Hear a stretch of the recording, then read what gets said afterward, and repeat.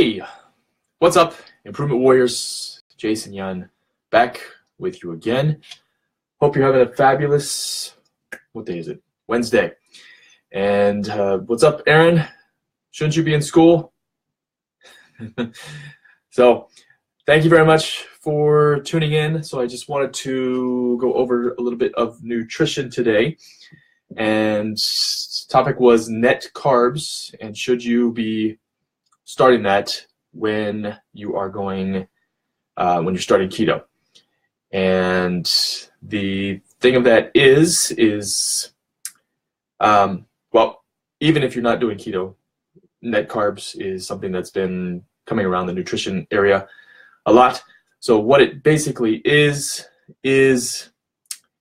so you have on the nutrition label, you have total carbs, you've got sugars, and you've also got fibers. And those are the numbers that they are listed for you.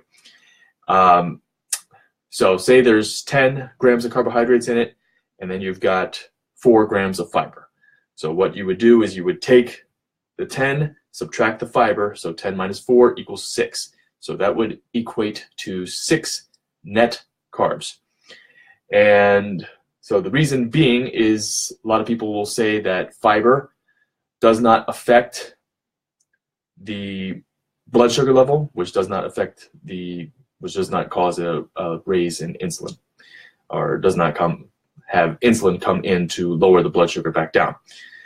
Okay, if you are starting with the ketogenic diet, and the whole purpose of the ketogenic diet is to basically switch your body from burning sugar or burning glucose or carbohydrates. It's all the same. Carbohydrates, sugar, glucose, all the same. Switch your body from burning that into burning body fat, okay, or burning ketones for your fuel.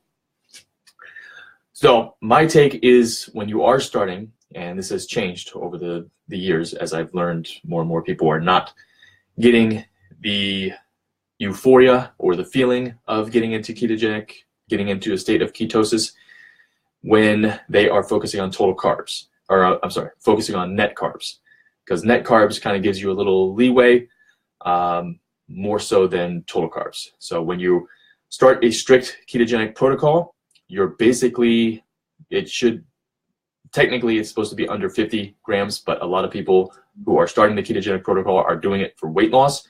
And so if you're overweight, then the carbs need to go down and down and down. Because if you are overweight, and especially if you have a lot more belly fat, then you're more insulin resistant. So the more belly fat you have, the more insulin resistant you already are. The more overweight you are, the more insulin resistant you already are. And insulin resistant is just a fancy term for carbohydrate intolerance. Okay, so if you're insulin resistant, then you are going to have to cut your carbs. Because if you are insulin resistant, that means you are pre-diabetic. Okay, no getting around that fact. So focusing on total carbs is not what you want to do when you are starting a ketogenic protocol, or if it's even a low carb, high fat protocol. You want to focus on total carbs. So I might have said the wrong thing, but you want to focus on total carbs when starting a ketogenic protocol or a low carb, high fat protocol.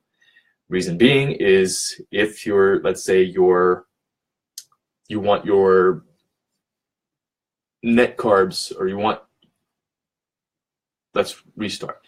So let's say you're starting a ketogenic protocol or a low carb, high fat protocol. You're trying to get 30 carbs or less, okay? And with that, when we go under 30, but we have net carbs, so say we eat 2 avocados for the day. So avocados typically have 15 to 20 grams of fiber per. So that's going to shoot your carbohydrates up a lot more than 30. So you have 30, but you have the 2 avocados. So that's going to add an additional, an additional 15. So that would be 60 total carbohydrates, but you only had 30 net because you had those 2 avocados. Okay. So they say that the blood sugar is not supposed to spike from fiber, but you really only know if you are testing. Okay, so if you're testing your blood sugar, see if it goes up after, or if you're losing your ketones, testing your ketones, seeing if they go down after. But you want to focus just on total carbs when starting, because the goal is to get you into ketosis, or get you into burning the fat as fuel rather than burning the carbohydrates as fuel. And just throwing in the net carbs, it just adds some confusion. Whenever you're starting any new nutritional protocol, you want to make it as simple as possible. So the KISS acronym, KISS, keep it simple, stupid. Just keep it as simple as possible. And just focusing on total carbs, so you get 30 carbs, and that's it. Okay? Can't go over it, can't go above it, you can go under it, that's fine, but you can't go over it. And especially with ketogenic, it's very highly adaptable and it's very customizable. So you're going to have to figure out what your carbohydrate level is. Even if you're not doing a ketogenic, I believe everybody should be on a low carb, higher fat protocol at least. But when you're doing that, you want to focus, when you're starting, you want to focus on total carbs. So you want to find your carbohydrate tolerance in order to basically change your nutrition lifestyle. Okay? Because too much carbs, so there's the 3 macronutrients: carbohydrates, fat, protein. Okay, fat should be in my opinion, everybody's number one thing, because the number one thing that fat is, so our brain, 60% of it is made out of fat. Okay, and if you're not eating good fats, proper fats, then guess what? You're not fueling your brain, and your brain is basically, it fuels everything. So the brain runs down. So me moving my arms like this, brain is controlling that. Okay, if you're not feeding it the fuel that it needs, it's going to eventually break down, which will break down other parts of the body, which will cause inflammation into the body. Okay, and especially it needs to be good fats. Okay, not the bad fats like the canola oil, soybean oils, trans fats, stuff with partially hydrogenated oils, that kind of stuff. Okay, so focus on total carbs, not the net carbs. My nutritional protocol that I follow, pretty much, I would say approximately 60 to 70% of my meals are ketogenic, and then I would say 20%, I wrote it down here, 15% are in the low carb, high fat realm. So it's a little higher carbohydrate than ketogenic would allow, but it's not so high that it's gonna turn me into a sugar burner. And then I would say another, 10% is paleo or primal. So I allow myself a little bit more carbohydrates. So for instance, an onion or a carrot, they're vegetables, obviously, and they're not ketogenic per se, because they're a little higher carbohydrate, not so much fiber, but they're higher carbohydrates. And usually if somebody is eating those types of vegetables, they won't get into a ketogenic state. Okay, so when you're starting to get into a ketogenic state, start to eat some of the more lower carb vegetables, so the greens, cauliflower, that kind of stuff. And you want to stay away from higher carbohydrate stuff. So I'm ranting here, but yeah, so about 70% of my meals, fully ketogenic, 15% about low carb, high fat, so higher carbohydrate content, and then 10% is more paleo or primal. So I allow myself a little bit more carbohydrates. Sometimes I'll allow myself a sweet potato, or just some other flours, some more almond flour, baked goods, that kind of stuff. Yeah, pancakes and stuff. And then 1% is just the effort meal. So usually I have the effort meal as a treat day, and so that just keeps me satisfied. So I try to bash those cravings with the fat.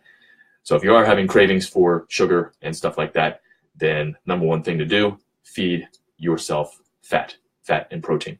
Okay, because fat and protein is what your body requires. Okay, so we cannot store protein. So the amino acids, we need to constantly be fueling them into the body, and then the fats we need to constantly be fueling in the body, because that fuels the brain, which fuels basically everything. Okay. Yeah, so that's it. Again, focus on total carbs when starting any nutritional protocol, especially a ketogenic protocol, and don't focus on net carbs. Okay. Once you have your nutritional system down, and that's what we're trying to look for. We're trying to look for a nutritional system, not a diet where you go on and you cut the calories and you cut the macronutrients and you cut the nutrients and you basically cut your metabolism off and you become fatter over time. Okay, that's not what we want, because if the metabolism slows down, number one thing that you're going to store is body fat. Even if it's a very low calorie diet, if the metabolism is shut down all the way, then you're basically going to store more fat. You're going to store more calories as fat, which we do not want. Okay, so that is it. Thank you very much for watching. If you do have questions on this, please let me know. But it's all about getting into fat burning mode. And you can't be doing that if you're consuming high carbohydrate and glucose and sugar and all the bad stuff.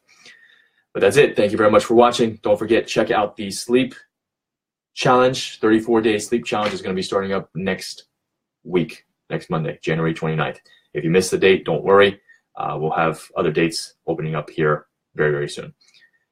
That's it. Have a great day. Stay strong. Stay positive. Be the improvement warrior.